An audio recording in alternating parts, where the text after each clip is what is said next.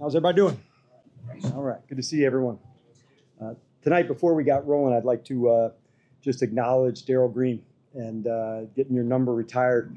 I got a chance to show a video to the team last night of him, and so many of these guys, like a lot of things, don't know that era of football, and to see that speed and that playmaking ability, just remarkable. And in fact, Doug had spoke on Saturday, and during the '87 season, I believe, a playoff punt return for a touchdown, and just the remarkable plays. So it's important to know where you want to go to know what's been possible here. And I think there's not many guys that represent, what it can happen, on and off the field more than Darryl. So for him and his family and a jersey retirement, great way to honor somebody that's meant a lot to this franchise. I just want to acknowledge him before we got started. Then as we get going for the game, I thought, the message in this week, could we get stronger and find areas to improve upon to do that? And there were a number of them. We knew there was another gear for us to find, and we had to dig for it and find it. And, I was pleased to see the fight, of what we saw, and the guys really started fast. I thought Dante's touchdown was really the thing that set it off as they were driving down the field to go, create momentum for us on a really cool night, again, to honor Darryl. So with all that said, glad to get rolling with you guys. Can you give us an update on Jaden? I cannot give you an update on Jaden, but I will just as soon as we find out. We'll do some further tests tomorrow, John, and then when we get together in the afternoon, we'll give you an update. But I don't have anything for everybody else asking the same thing, same answer. So just wanted to make sure I was super clear on that. When did you realize he was? After the first drive. And so maybe at the end of the first drive, right when we're down by the goal line, John. But it was into that space, throw, testing, tent, then to go inside. So that's when I knew. And I'll give you some updates just as soon as I find out tomorrow, but I do not have any tonight. Do you know if it was on that 46-yard? I don't. Okay. I don't, but I do know it happened during that drive at some point, Nikki.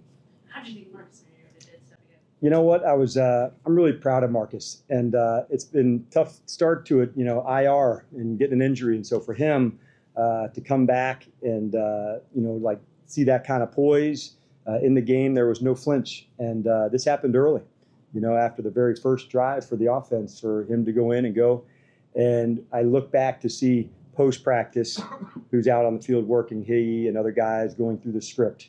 And so, I tip my hat to he and Tavita and Dave Blau and others that are spending the extra time. So if your moment gets called, that you're ready to deliver for the team. And I think that's a really powerful thing. And he was able to do that tonight. Dan, you mentioned Dante Fowler's pick six, but Emmanuel Forbes also with an interception. What does it mean to this team and this defense to have him come back from missing the game last week and have that kind of backup play? Well, I think, number one, we're really emphasizing, finding ways to create takeaways. And I thought our offense did a good job of owning it. So it goes for us in all three phases. We knocked one out on kickoff, but we didn't get it. And just the fact that we think about the ball, we talk it and live in it. So to come up +2, that's a big deal for us. And it doesn't happen by accident. You got to put the work in to do it. But we feel like we've got more space to grow in that area. If we can create possessions for our offense, that's the name of the game. But to finish +2 is a big deal for us. Hey, Coach. Congratulations on the win. First week, you had to replace Jonathan Allen on the defensive front. Obviously, Johnny Newton was a big focus this week. But not just Johnny. How do you feel like the entire unit operated? Yeah, I thought once we settled into the game, I thought the guys did a really strong job. We've got a lot of respect for their run game. And I think I might even talked about that interior and the running back and, the yards that he's had. So we thought that would be a challenge for us. We didn't have the performance that we wanted in the run game last week, knowing that was an excellent team in the run. So we really, pushed the guys into that space. We said, could we get stronger and find margins to do that on both sides? And so tonight, to be able to do that was important for us. Coach, Terry McLaurin spoke about how this team has set for itself a standard and an expectation. Is that for real? Yes, I'll talk about the first part first. We did create a standard as a team together, and that was from the players, and that began way back in the spring, the week before the draft. And we put some things down on paper of who we wanted to be and how we wanted to do business together. we felt it was important to establish that before those 20, maybe it was 24, 25 rookies arrived, to say, this is how we do things here at the Commanders. This is how we practice. This is the way you go. This is what you do for a walkthrough. And so having these guys get connected early, that was very important. So that's the standard. It's called the Commander Standard that they wrote together. And then expectation is just us constantly like searching for improvement. And I think we're in week 7 or in that space. And we dug in just yesterday again to say we had some things that every player wanted to work on through the first 7 weeks, and into the next, chapter. Is that going to be the same thing or something different? So we love that we're trying to chase that hard to become better, and it might be as an individual thing, a small technique thing. So Terry's right that we work really hard at that. Dan, I know you were in the middle of coaching the team.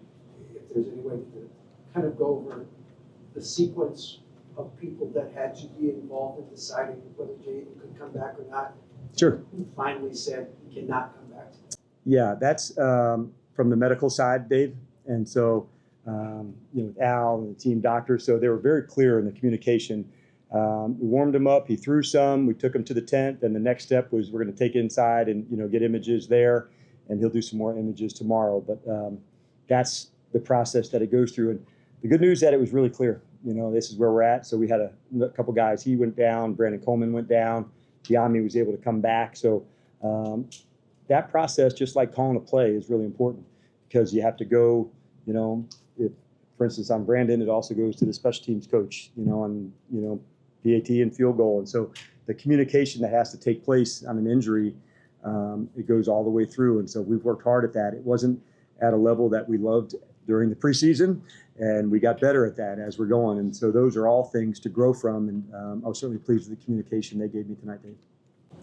Yeah, why do you think it's important to show things that happened here in the past to create the idea that they could be created happen again? Yeah, I think it's very important. I think to go where you want to go, it's important to understand the history of the franchise. And although a lot of the players, didn't know Darryl or any of his speed, and they saw the one of him chasing down as a rookie, Tony Dorsett, and it was overwhelming the speed. And so just showing some of those plays, when I showed that, to get where you want to go, it's important to understand where you've been and what is possible in a career. And so not everybody's going to have a Darryl Green career, but it is possible to show the remarkable things that can be done both on and off the field. So it was just an easy way to highlight him and show that. And quite honestly, we had about another 50 players that were at our walkthrough on Saturday. And I met so many players there on this alumni weekend. So to have those two things in concert was really important. I want them to know they're a part of helping this next generation of guys coming through, and we want them to be a part of it. And we respect the job that they did because it was at a world-class level. And so it was really cool for me to meet some of the alumni that came on Saturday and here for this weekend in specific. Dan, you preached from the summer on, or even before that, about the importance of consistency and being competitive. You guys have shown that week in and week out. To, even teams that were viewed as like Super Bowl teams are struggle against maybe what Carolina is kind of right now. But you guys came out there, took care of business as you've done every week. What does that say to you about where this is in your message getting through to the guys? I think, and this, Ben, that's the central theme of our program is going to be competing, and sometimes it's competing really against yourself to see how good you can get, and other times, like now and during this week, could we compete to get stronger and find ways to get better and acknowledge that we've got work to do and stuff to hit on. And so, although this game obviously was Carolina, we made it as much about us during the week of preparation as we could, because we really wanted to dig in on ourselves and find the next gear and find the things that we can do. And so it just so happened that a moment like tonight, where Marcus steps into that space, I wasn't surprised that he performed well because I see kind of the extra things that he does, but it was good to see that confidence back in him and to see the joy on the sideline for him, because everybody feels his support, not just Jaden. Everybody does, and he's got that kind of impact about him. He's been through it. He's got his own journey, but he's a really excellent teammate, and the guys feel that. And you've talked about when this guy's been hurt, we're not going to put somebody out there if they can't go full board. Does that go quadruple for number 5? It'd be the same as everybody. Yeah. So if he can go, then that would be the case. And if he can't, then we won't. But we won't put he or any other guys into a space where, you know, they could jeopardize something. So I don't have any information, like I said, medically. So please don't speculate on that. Take 2 more. Coach, how big was it to get Brian Robinson back today? It was big.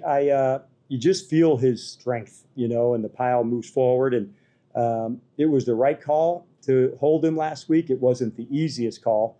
It was the more difficult right over the easier wrong, you know, because he wanted to go, but he wasn't himself in terms of what he could do. And so I felt early on in practice, even though it was hard not to have him last week, it was the right decision. And it was great to have him back out there today and get him back into his space and going. It was really important for us. Dan, with Marcus, he missed on his first couple passes. When did you start? When did you start to see him maybe get a rhythm going? Was there a particular play or anything that stood out to you? I don't know. It's a good question, John. Maybe that'd be a good follow-up for me for tomorrow. I agree early on, like, you know, you got to get into the rhythm of the game. And so if you miss a couple early, that's okay, you know, and he uses his legs, obviously. And just like 5 in the early part of it, we said, remain a passer and find some spaces down the field. So I feel like that would be one of the things I know, you know, he'll want to work on. But, man, you feel his speed, don't you? And just his legs. And so although he's played a while, there were some plays today that you felt his speed. All right. All right. Thank you, everybody.